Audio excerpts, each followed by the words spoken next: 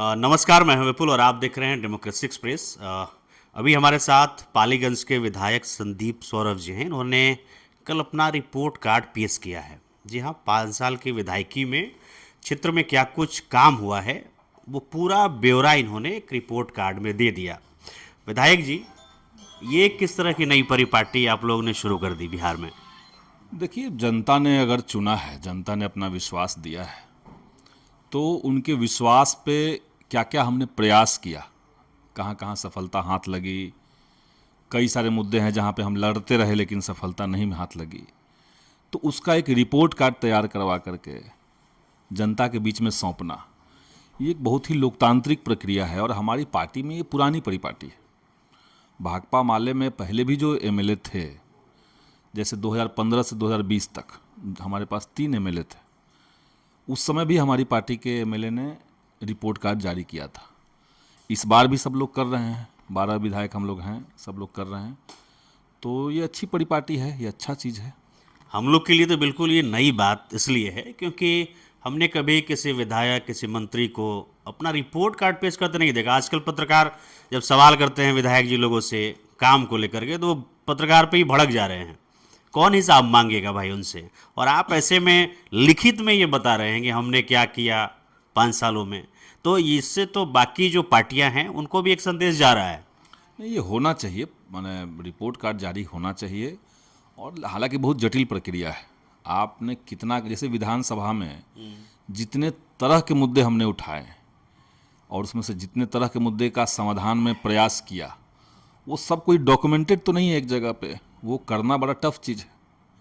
तो सारे एमएलए इसको नहीं कर पाते होंगे, एक ये भी बात हो सकती है।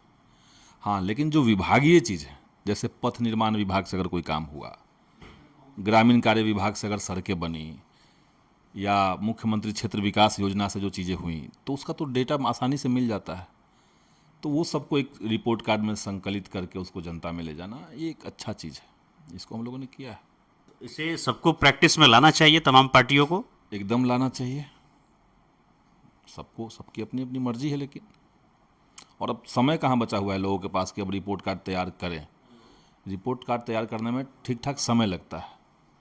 अब जैसे देखिए, कई लोग ये कह रहे हैं कि, सारे विधायकों को ये कहा जा रहा है कि आप अभी शिलान्यास क्यों करवा रहे हैं। हम लोग भी क्षेत्र में जाते हैं तो कुछ लोग कहते हैं, विधायक जी एकदम 5 साल के अंतिम समय में इस रोड का शिलान्यास क्यों हो ये रहा है। सवाल हम भी करने वाले थे। आज की डेट में सोशल मीडिया आप खोल कर देखिए, जो भी विधायक मंत्री हैं वो लगातार इतने शिलान्यास कर रहे हैं बिहार में। मतलब समझ में नहीं आ रहा है कि चुनाव के आखिरी जब समय एकदम पास आ जाता है तो इतने शिलान्यास क्यों होने लगते हैं? ये किसी विधायक के हाथ में तो नहीं है। विधायक जो कर सकता है, वो कर सकता है कि अपने मुद्दों को उठाया, सरकार से स्वीकृत कराया। लेकिन स्वीकृति के बाद उसमें जो 2-3 प्रक्रियाएं हैं, फिर टेंडर होना है, ये एनडीए सरकार ने एकदम अभी किया। जैसे आप समझिए कि हमारे यहाँ के 3 प्रमुख सड़क, उसका टेंडर 3 तारीख को होगा, आने वाला 3 तारीख को।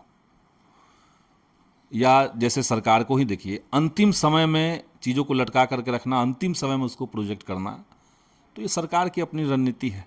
उनको लगता है कि भाई अंतिम समय में, चुनाव के समय सबके अकाउंट पर 10-10 हज़ार रुपये डाल देंगे, सवारा वोट ले लेंगे। ये चीज़ तो पहले भी आप कर सकते थे। या 20 साल से आपने, कहिए कि जो पेंशन योजना था उसको नहीं बढ़ाया, लेकिन चुनाव से ठीक पहले आपने बढ़ाया पिछले महीने।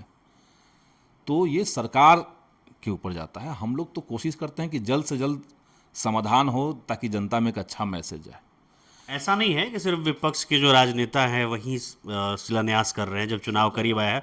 मतलब जो पार्टी सरकार में है उसके राजनेता भी लगातार शिलान्यास कर, इवन प्रधानमंत्री, गृह मंत्री भी खुद शिलान्यास कर रहे हैं बहुत सारे, जैसे जैसे चुनाव पास आ रहा तो है। ये सवाल कि शिलान्यास अभी क्यों हो रहा है, जैसे देखिए, हमारे यहाँ 32 सड़कें जो हैं वो लंबित थी, बहुत तरह का टेक्निकल चीज़ों के चलते। और वो 32 सड़कें हैं, उसमें कम से कम 20 सड़कें ऐसी हैं जो बहुत ही क्रूसियल, वहाँ पे आने जाने का, लोगों को गाड़ी पलटने का डर है, इस तरह की सड़कें हैं। अब वो 20 सड़कें जनता के लिए इम्पोर्टेंट है, लेकिन सरकार ने उसको टाल करके रखा अब तक। और उसके पीछे रणनीति भी कुछ हो सकती है।